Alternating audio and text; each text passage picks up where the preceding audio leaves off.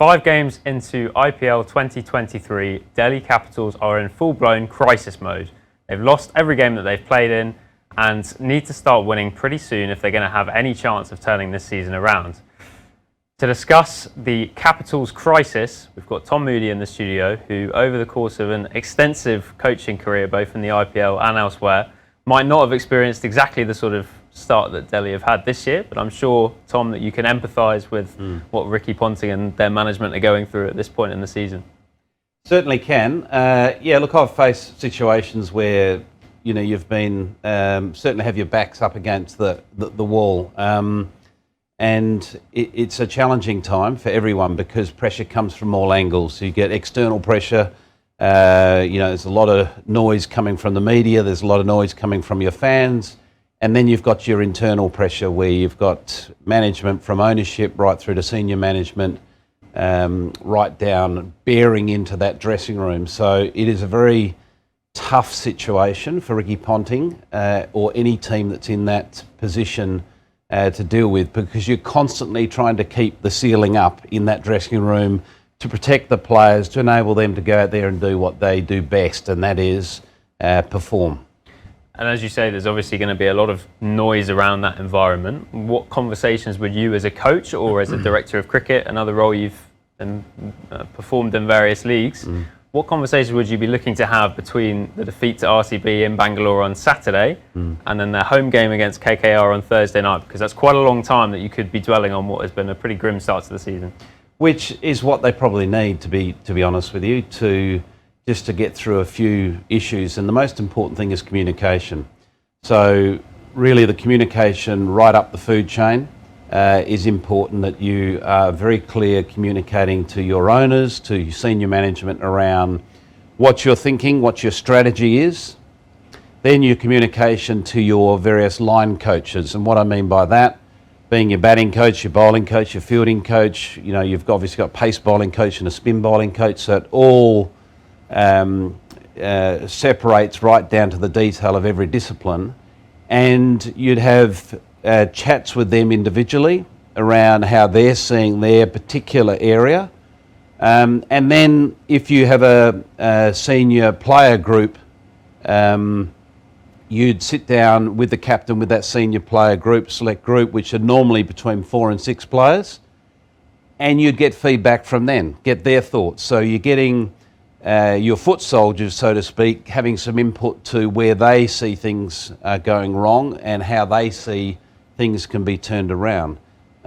So you get buy-in from everyone with regards to where they see the direction forward, and then you finally sit down with your senior team to management team to set a course for correcting what has been a poor start. And there become some challenges in terms of sort of the management of the message and all that sort of thing as well, presumably, because you see the size of backroom staffs has probably grown over the past however many years since the IPL first started. So you now have a director of cricket, however many assistant coaches, those specialist skill areas. How difficult is it to sort of filter out the different messages and make sure that everyone's pulling in the same direction and there's not different players being told different things by different voices? Yeah, that is a challenge, but that's where you need to jump on it as quick as possible so everyone feels like they've got a voice. And what you're trying to do is bring everyone to the same table. So everyone gets a chance to express themselves. You make it very clear that that their message is being heard, and you're then trying to bring it together to the main decision makers. To this is what we're hearing from our batting coach, or this is what we're hearing from senior management around their frustrations. The owners aren't happy. This is what the message is there. So you try to bring it all together, try to then come up with a simple strategy and solution to a way forward, and then you communicate that back up the chain to, this is the way forward, this is how we're doing it, this is the personnel that we believe we need to back, this is the personnel that we believe we need to step away from, and this is how we believe we can try to turn things around. It's obviously not unprecedented in these circumstances to see a captaincy change in the IPL. Sometimes it's worked, sometimes it's not worked so well. In Delhi's case, it seems like that's probably not necessarily something that's going to happen, because even though he's maybe not had the overall impact he would have liked with the bat, David Warner is one of the very few players in that Delhi's team actually scoring runs. Yeah, look, David Warner has clearly been, I suppose, one of the main pillars of their batting order that has been, consistent. From a leadership perspective, he hasn't done a lot wrong. He's got great experience from a leadership perspective. He's a championship-winning captain as well.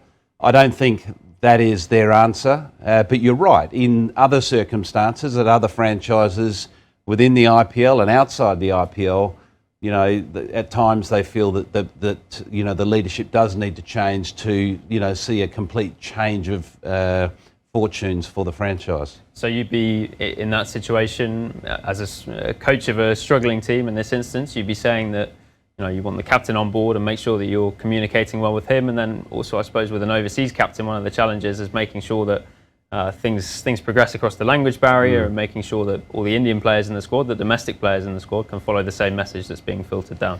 Yeah, and I think that that particular communication barrier is easily broken through with your senior player group, because you're going to have a mix of Indian talent on that leadership group as well as overseas. So your message will get through to every single corner of that dressing room. Let's get stuck into it with Delhi specifically. You've effectively commissioned a sort of mid-season crisis report from me, acting as the analyst in this case, and we've sort of drawn up some, I suppose, key performance indicators would be the buzzword, or just looking at how Delhi have gone in each phase. And I think we're particularly focusing on the batting, because I think we both agree that while the bowling hasn't been perfect, the batting has been a major issue. I think they're the only team not to have passed 180 yet this season. Yeah, look, exactly. You would have in your analysis gone through every department. Clearly the real red flag for Delhi Capitals is their batting, and the inconsistency that they've shown in that 5-game period is quite remarkable. The number of players that have played as well, and the different positions that players have played in over that period of time.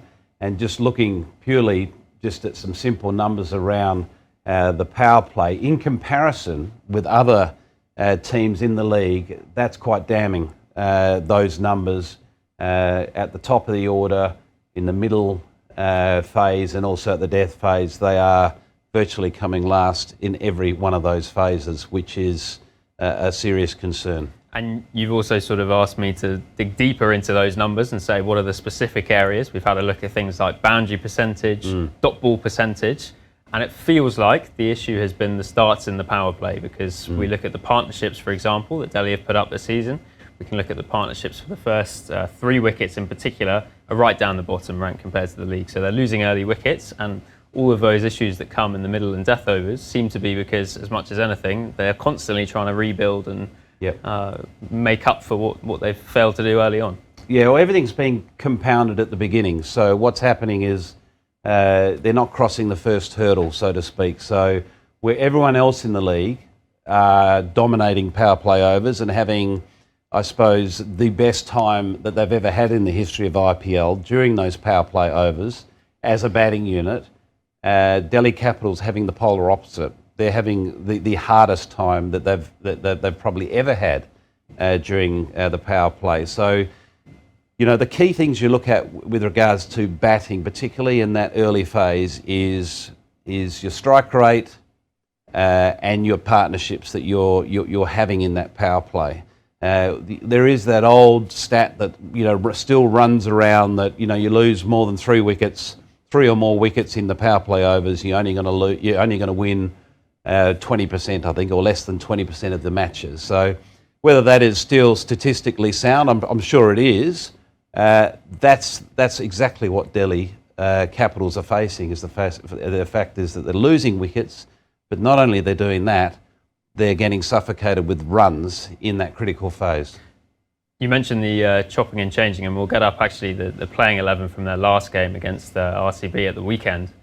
And we can see highlighted here the players that were involved in that game that didn't play in the first game of the season as a comparison. So you can see just the extent of the changes. Obviously, they used the impact sub as well, bringing in PRITHVI Shaw off the bench for Mustafa Rahman at the innings break.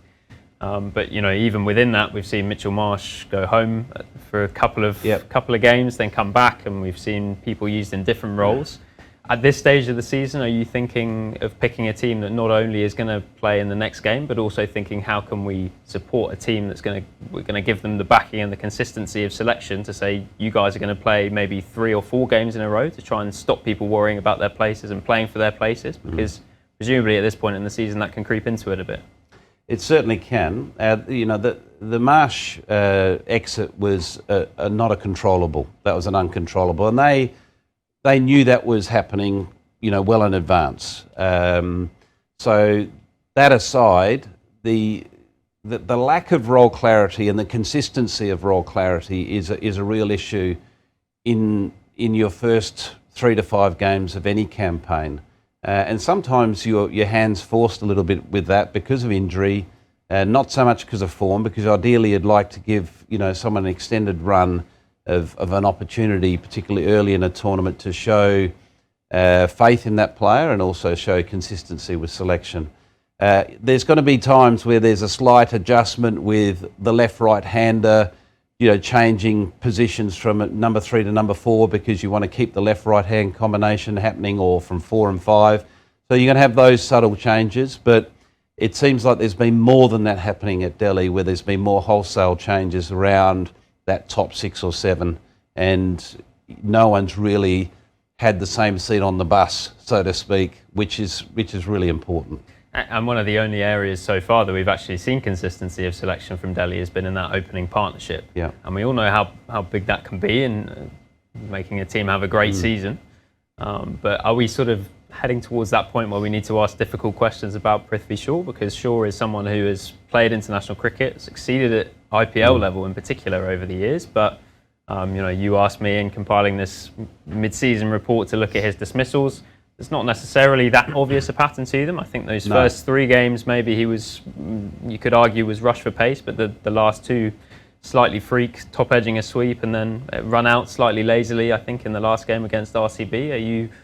What would your approach be with someone like Shaw, who we know is a high impact player when he comes off, but you know that there's going to be failures along the way, as we can see? Well, the reason for asking for that sort of detail of if there, to see if there was any particular pattern, you can then address that pattern.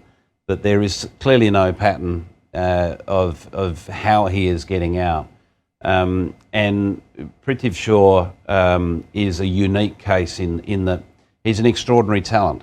And we all know what he's capable of doing. And he's done that not only in the IPL, but he's done that on the international stage as well. So with someone like him, you give him a little bit more rope with regards to his opportunity to come good, because when he does, it's going to be a high impact. But I think it's got to the point after 5 games where that rope is running out, and when you know that you've only got 9 games left in the group stage to qualify, and realistically you've got to win 8 of those 9, you've got to make a tough call on certain players that aren't showing any light at the end of the tunnel. And on the evidence of what we've seen so far with PRITHVI Shaw is that it just may well be 2023. IPL may not be his year that he has the impact that we all hoped that he was going to have. It's an interesting point you bring up about framing the rest of the season, really, because at this point, that's probably how they need to be thinking, isn't it? We've got 9 games to go, and while it would be a bit of a miracle for them to qualify for the playoffs at this point, there is still that chance if they can win 7 or 8 games. Are we at a point in their season where that should be informing their selection, and they should be thinking we need to have maybe give players like Shaw a bit more rope because of the fact that they do have such a high ceiling, and we're going to need the high ceiling guys to all come good at once, and it's going to take that sort of run? Or are you looking at it in a different way, or how would you sort of frame it?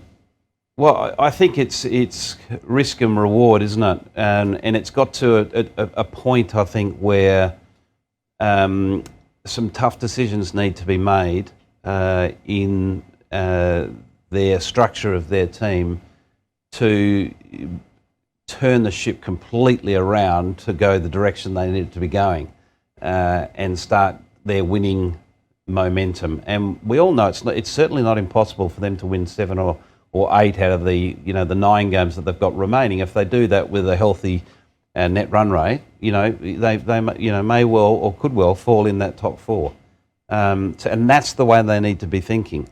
So I think, again, these are the discussions when you're sitting down with your batting coach, you're sitting down with your strategist around, what does it look like? How many more home games have we got? Who have we got coming up in the next 2 or 3 games? Is there any hope whatsoever that someone like Shaw can turn the corner immediately? Because it can't be just, we'll give him a couple more games and see what happens. Those couple of games go, your chances as a franchise is gone. So that's why you've got to make that hard, cold decision at that point. And it's not like you're doing it after game 2 or game 3. This is game 5 now, so this is crunch time where those difficult decisions have to be made. Let's talk a bit then about that selection process and how that would work over this period between the 2 games, because as you've said, you're ideally looking to try and be consistent in selection to enable those players to play with freedom. But it's also a pretty tricky situation where you realise that what's happened already hasn't worked, and you probably are going to be making changes. So we've had a look through all the numbers, we've looked at various different players in various different roles. There's no silver bullet to this, but where are you sort of thinking, and what do you think the big calls are that Delhi are going to have to make? Who are the players that need to be backed? What sort of overseas split should they go between batters and bowlers? What are your thoughts at the moment? Yeah, at this stage, I will want the data, I want the information on the players that they have on their list and their most recent form over the last, say, 12 months in the different phases of the game. So where have they had their most successful period of time over the most recent period of time, whether it be 12 or 18 months. And I would then back that form and that experience in that particular position. I think they're left with no other choice at the moment to have the split of 3 overseas batters and 1 overseas bowler. They've currently been going 2 and 2. I think they have no choice but to go the other way and have 3 overseas batters. And the reason for that is because I don't see PRITHVI Shaw in their top 6 at the moment, because I think the team that they're looking to pick, or should be looking to consider to pick, is the team that you're looking at is for the next 5 games. It's not a short-term fix. This is the balance and the combination that we're going with, and we're going to stick with this and back more of our Indian bowling talent to be able to navigate us out of the situation that we're in, against sort of trying to have a bet each way with 2 overseas fast bowlers and 2 batters. Well, let's get stuck into it then. In the event that Shaw drops out of the side for you, who should be David Warner's opening partner? Because there are plenty of options in that squad who could open the batting. We think of a Yash Dul, the young player who's made his IPL debut this season. Someone like Manish Pandey's done it before. Mitch Marsh maybe hasn't done that role so much, but does have pretty good numbers against the fast bowlers, especially in the power play since he's moved up to number 3. Even a Riley Russo could do it. Maybe you wouldn't want to pair the left-handers at the top, but where would you be looking to go for David Warner's opening partner? Well, I think firstly, I think they've got to go with experience at the top. If the decision is being made that PRITHVI Shaw is not going to open with David Warner, as tempting as it is to throw Yash Dul up into that position, I just think that, again, that's a high risk and an unknown risk to take, particularly when you're in a position where you're needing to win the games that we've been talking about. So I would be looking to give that opportunity to Mitch Marsh. I'd elevate him from 3 to open. He's done that before recently, and he's done it successfully. He's naturally an enforcer, so that will complement Warner, not only the way that David Warner does play and has been playing recently. I think it'll help him as well.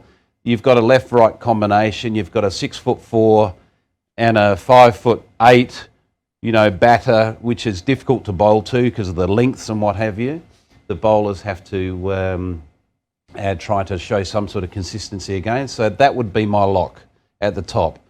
At 3 and 4, depending on who's out, whether it's a left or right combination that's the first wicket to fall, I'd have Riley Rousseau and Manish Pandey both padded up. So I would want to keep in the first 4 always a left-right combination.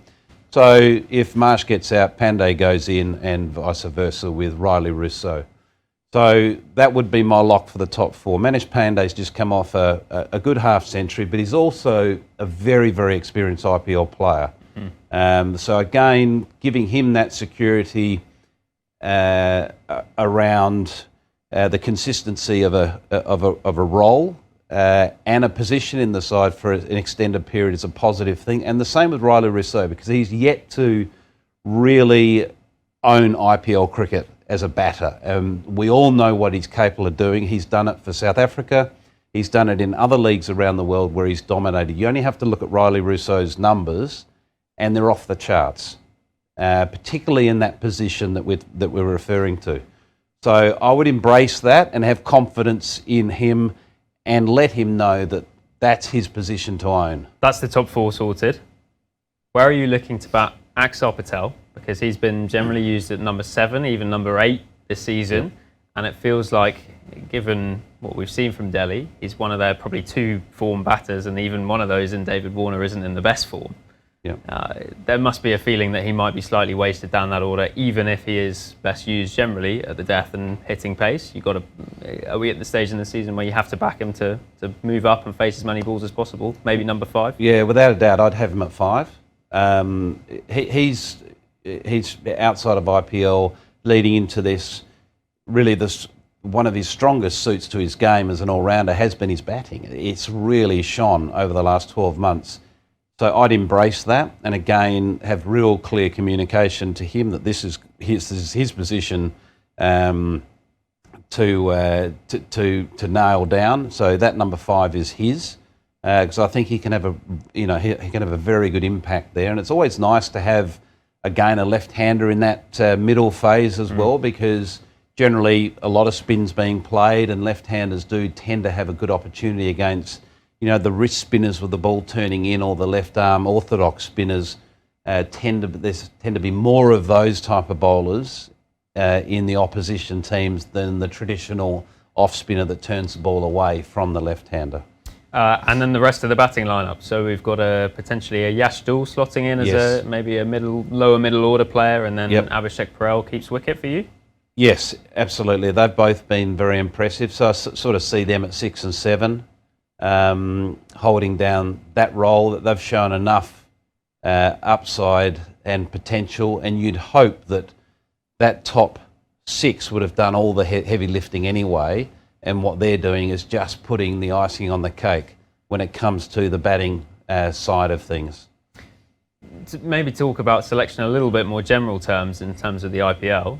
We obviously see in international cricket that's a sort of specific role that various people have held down. So Ed Smith for England for 3 years, George Bailey now for Australia. Slightly different in the IPL, in that you could be having this conversation with an analyst or with an assistant coach, and then maybe have maybe someone suggests another player that comes in. Maybe the owners, who obviously have invested their money in the franchise, might have their own opinion. How does the selection meeting actually work, if such a thing exists? Well, that's before we've got to the stage that we've just discussed, where we're talking about, what we see as the ideal top 7. There would have been a lot of touch points before that, and that's that point that I made right at the beginning around the communication. So all those touch points would have been made well in advance of this decision being made around the batting order, because you want complete transparency around the process of what you're trying to do. Once you don't have that transparency around the process, you then have people coming in and throwing their ideas, and suddenly the whole thing goes for a spin. And particularly, this could be even before you play the first game with that combination. particularly if you lose the first game. It's suddenly, well, we should have played this person, or why is he batting, at 4? Why isn't he batting at 6? All those types of things come in, which are wonderful with hindsight. But the communication and the process of that communication, and that's where this week has been quite valuable for Delhi Capitals, because they've had the time to have these long conversations with every single person that has some sort of stakehold in the franchise, whether it be support staff, whether it be senior management or ownership. So everyone's part of that process, and if everyone understands the vision and what you're trying to achieve to reset things, you've got half a chance for it to work in your favour. And if it doesn't, well, you can look back and at least you've had a robust and a collaborative approach to trying to get it right after what is an unforeseen start where you've lost 4 or 5 on the bounce. At some point in this process as well, opposition would have come into this. So who you're playing next up is obviously Kolkata Knight Riders, and we know the challenge they're going to pose with spin through the middle overs. That's been their big strength this year. Sunil Narayan, Varun Chakravarti and Suyash Sharma. You'd be talking about them and looking at who the best options are to take down those spinners as well. To be honest with you, no. Purely because it's gone beyond that. It's gone beyond the fine details of, maybe he should move to 5 because he'd be a perfect match-up to, when Chakravarti comes on, or he's a perfect fit for this particular scenario. It's gone beyond that. Because again, what you're doing is then, going around in circles and tweaking things, and you create that uncertainty. You need to focus purely internally to what you're doing and how you're going to win the games, and not worry about what the opposition are going to present. Yes, you look at how the conditions are going to play. Yes, you know that between overs 4 and 15 that you're going to have 80% of those overs are going to be spin. I'm just making that assumption. But you know that it's going to be spin heavy. You know all those things, but I don't think you need to be moving the chairs around the dressing room all over again just because of that. Because again, what you're doing is repeating the habit of that uncertainty and that lack of role clarity. So this is set and forget as far as the way I see it. But certainly under normal circumstances, if you're 5 games in and you've lost 2 and you've won 3, or if you lost 3 and won 2, by all means you go into those finer details and try to get those those small advantages with a few pieces moving within your team, or making sure a certain bowler bowls at a certain time. The best example of the consistency of selection, the consistency of a strategy and game style is Chennai Super Kings. Just look at their history.